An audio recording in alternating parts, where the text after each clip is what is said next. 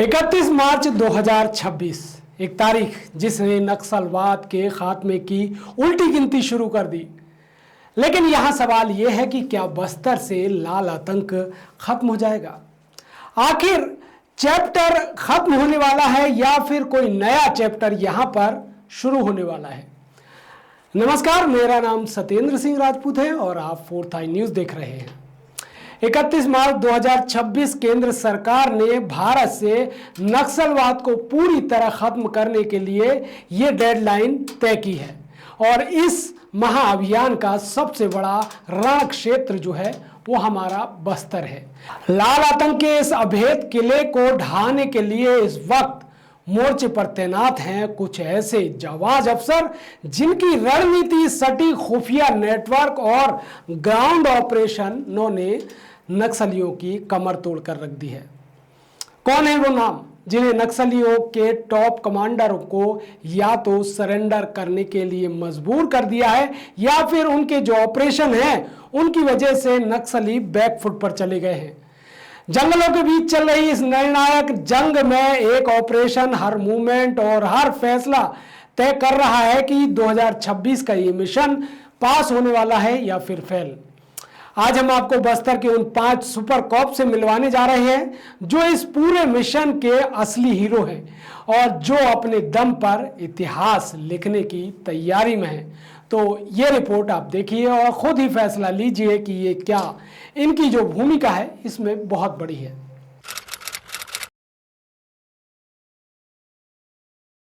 नक्सल विरोधी अभियानों का सबसे बड़ा चेहरा है बस्तर रेंज के आईजी पी सुंदरराज। 2003 बैच के इस आईपीएस अधिकारी के पास बस्तर का सबसे लंबा और जमीनी अनुभव है।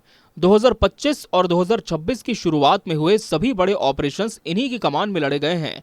पूना मड़कम यानी नई सुबह अभियान के जरिए इन्होंने जहां हजारों नक्सलियों को मुख्यधारा से जोड़ा, वहीं हथियार उठाने वालों को कड़ा जवाब दिया।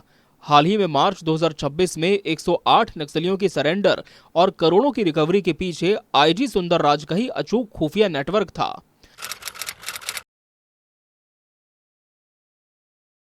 बस्तर के बिहड़ों में चल रही गोलियों के पीछे की जो सबसे बड़ी रणनीति है वो एडीजी नक्सल ऑपरेशन विवेकानंद सिन्हा के दफ्तर से होकर गुजरती है। राज्य पुलिस, डीआरजी, एसटीएफ और केंद्रीय बल सीआरपीएफ के बीच सटीक तालमेल बैठाने की जिम्मेदारी इन्हीं के कंधों पर है। मई 2025 में बीजापुर के कर्रेगुट्टा पहाड़ियों पर हुए उस ऐतिहासिक एनकाउंटर को कौन भूल सकता है जिसमें 19 खूंखार नक्सली मारे गए थे। इस पूरे ऑपरेशन की मॉनिटरिंग खुद एडीजी सिन्हा कर रहे थे।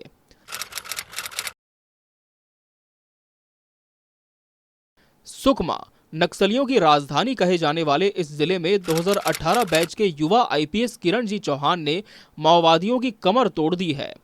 पुणे से मैकेनिकल इंजीनियरिंग करने वाले और एक किसान परिवार से आने वाले किरण का विजन बिल्कुल साफ है, 2026 तक सुकमा को पूरी तरह नक्सल मुक्त करना। इसके लिए वो 3 स्टेप स्ट्रेटेजी पर काम कर रहे हैं: सुरक्षा, विकास और कम्युनिटी एंगेजमेंट।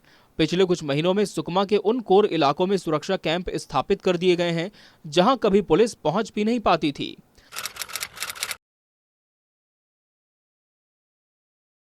पिछले 1-1.5 साल में बीजापुर नक्सल ऑपरेशंस का सबसे बड़ा बैटल ग्राउंड रहा है। यहां मोर्चे पर डटे हैं आईपीएस डॉक्टर जितेंद्र कुमार यादव। तेलंगाना और आंध्र प्रदेश के बॉर्डर से लगे इस जिले में नक्सलियों को घेरने के लिए डॉक्टर यादव ने जवानों को फ्रंट लाइन से लीड किया है। चाहे कर्रगुट्टा का ऑपरेशन हो या हाल ही में माओवादियों की सप्लाई चेन काटना, बीजापुर पुलिस ने इनके नेतृत्व में बड़े बड़े इनामी कमांडरों को ढेर कर ऑपरेशन कगार को सबसे ज्यादा सफल बनाया है।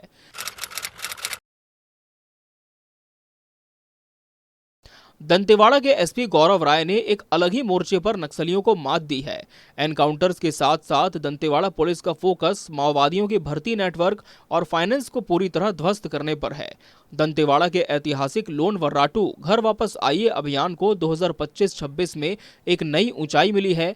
एसपी गौरव राय की रणनीति के कारण कई हार्डकोर महिला और पुरुष कैडर ने हिंसा का रास्ता छोड़कर हल और ट्रैक्टर थाम लिया है।